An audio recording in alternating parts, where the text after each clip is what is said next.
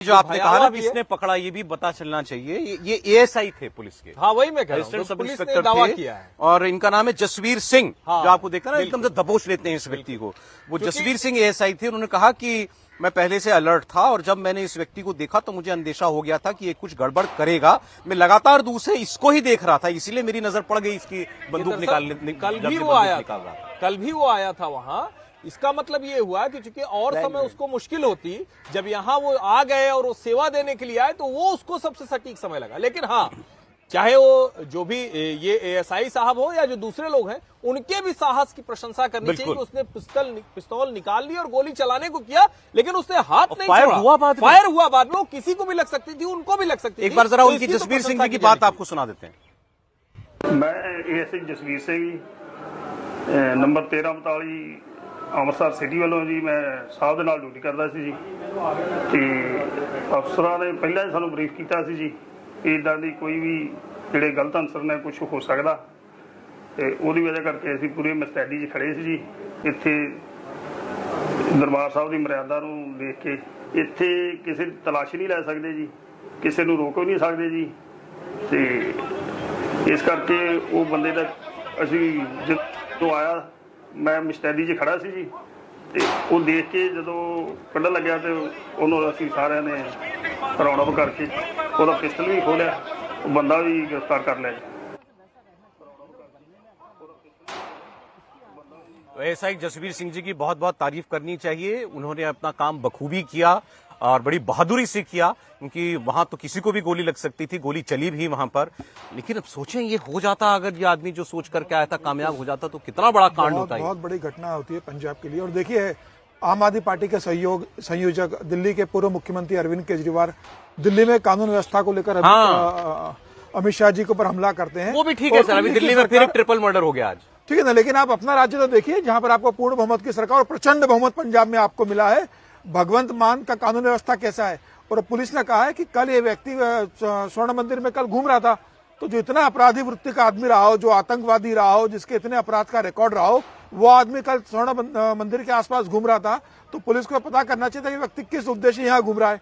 आज इस आसानी से वो गेट के पास चला जाता है बंदूक लेकर, रिवॉल्वर लेकर। वो तो बिल्कुल मतलब किस्मत थी आज सुखबीर बादल की कि आज वो बच गए। एक पुलिस इंस्पेक्टर ने उन्हें बचा लिया। अगर वो गोली उनके लग जाती या किसी और को लग जाती तो पंजाब में क्या स्थिति उत्पन्न हो जाती है। जो पहले गिल साहब ने कहा था कि कानून व्यवस्था किस तरीके से पंजाब के अंदर दिन पर दिन बदतर हो जा रही है। अब भगवंत मान क्या करे, पंजाब की कानून व्यवस्था देखे या अरविंद केजरीवाल को हेलीकॉप्टर में लेकर पूरे हिंदुस्तान के अंदर भ्रमण करवाए। उनके पास बहुत बड़ी जिम्मेदारी है कि आपको पूरे हिंदुस्तान का भ्रमण करना है। आम आदमी पार्टी के संयोजक केजरीवाल जी के साथ पंजाब में उन्हें कम रहना है। तो पंजाब में जो स्थिति बनते जा रही है, ड्रग्स की स्थिति जो खराब हो गई है, हथियारों की जो तस्करी हो रही है, प्रधानमंत्री मोदी कई बार पंजाब को लेकर अपनी चिंता ड्रोन आता है पाकिस्तान से। बिल्कुल, प्रधानमंत्री मोदी कई बार जिक्र कर चुके हैं कि बॉर्डर स्टेट है, वहां पर सरकार को किस तरह से ध्यान देना चाहिए। तो मुझे लग रहा है कि अरविंद केजरीवाल को इसकी जिम्मेदारी अपने मुख्यमंत्री से कहना चाहिए कि ले और कानून व्यवस्था सुधारने का काम करे।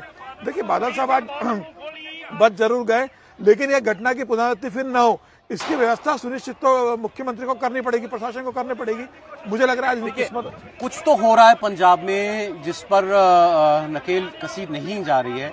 चाहे वो आप ये देख लें, आम आदमी पार्टी सरकार में नहीं थी तब भी वहां उस पर ये आरोप लगते थे कि वो सेपरेटिस्ट एलिमेंट्स को जो है हवा देती है। अरविंद केजरीवाल पर आरोप लगे थे, एक समर्थक के घर में वो ऐसे खालिस्तान समर्थक के घर में रुक गए थे। किसान आंदोलन के दौरान बड़ी चर्चा हुई कि इसमें खालिस्तानी तत्व जो है वो फंडिंग कर रहे हैं, मदद कर रहे हैं। करा था इसका चुनाव प्रचार के समय वो व्यक्ति जो अभी पकड़ा गया अमृतपाल सिंह, वो भी इसी दौर में बड़ा सीरीज है, इसी दौर में बड़ा हुआ विजय जी, सीरीज के तौर पर दिखाई दे रहा है कि पंजाब का माहौल ठीक नहीं है। ठीक नहीं है। और मैं ये आपको याद दिलाऊं, क्योंकि मैं पंजाब में जब आतंकवाद का जो दौर रहा और आफ्टर ऑपरेशन ब्लू स्टार में वहां पर काफी आना जाना मेरा रहा, तो उस माहौल को मैं देख के दहशत खाता हूं कि पंजाब, ये तो पूरी सिख कम्युनिटी को आपको तारीफ करनी चाहिए कि उन्होंने उसमें से पंजाब को निकाल लिया। मतलब सरकार पुलिस प्रशासन का तो था ही, लेकिन एक सोसाइटी जब तक उसमें से नहीं निकलना चाहती तो वो निकला है। और अब लगातार ये हो रहा है, इसलिए मैंने जिक्र किया कि पिछले 3-4 साल से ये बात लगातार बढ़ती जा रही है कि वहां पर क्या हो रहा है। और पंजाब की जो खुशहाली है वो तो वैसे ही ड्रग्स को लेकर वहां पर खत्म हो रही है, उस पर मुश्किल हो रही है। और खालिस्तानी यदि वहां पर फिर से खड़े हो गए, और अभी तो आप देख रहे हैं हमारे मित्र हैं, आपके मित्र हैं कनाडा के प्राइम मिनिस्टर, वो जिस तरह से खालिस्तान को एक प्रमोट कर रहे हैं, वो यहाँ पर उसके फाइनेंसेज और वो सब चीजों को देखकर ये बड़ा मसला है और गंभीर मसला है। अभी तो सरकार- सांसद सर पंजाब से चुन के आ रहे हैं जो सांसद- चिट्ठियां लिख रहे हैं कबूतरबाजी कराने के लिए, बिल्कुल। खुलेआम इसलिए मजाक है। अमृतपाल शपथ ले रहा है सांसद की, तो इसलिए चरण उस जी, पर चन्नी ज्यादा सपोर्ट कर रहा है, चिंता करने की लोकसभा जरूरत के है। अंदर इसलिए मैं बार-बार चन्नी कह रहा हूं, सपोर्ट कर रहे हैं। एक घटना के तौर पर मैं इसको मत देखिए, ये जो है बहुत बड़ा मसला है और इस पर ज्यादा गंभीरता से चर्चा करनी चाहिए। बल्कि सरकार को, केंद्र सरकार को भी, जो पंजाब के मुख्यमंत्री हैं उनके साथ बैठकर के भाई यदि आपसे नहीं हो रहा कुछ काम तो उसमें दखल दी। सर इसमें मुश्किल है ना, केंद्र सरकार भी एक राजनीतिक दल है और वहाँ नहीं, ये मसला राजनीतिक दल का नहीं है। लेकिन अगर आप ध्यान से देखें ना, जिस तरह से चरणजीत सिंह चन्नी ने संसद के अंदर कहा, वहाँ कौन बात करेगा?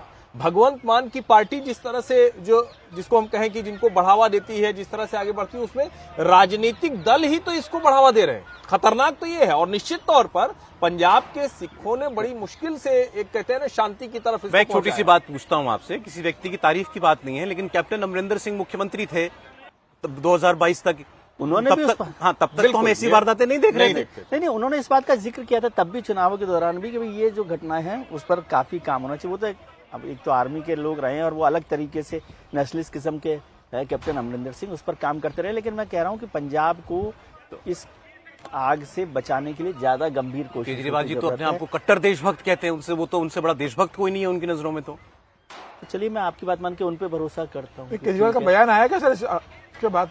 कोई न ट्वीट किया ना बयान नहीं आया। केजरीवाल जी को देखना चाहिए। चेक करना आम आदमी पड़ेगा पार्टी की केजरीवाल सरकार है। साहब ने, आपने अच्छा दिला, मैं देख लेता हूं मैं कि उन्होंने कुछ कहा है नहीं किया क्या इस उन्होंने, पर? मैं देख रहा था उनका।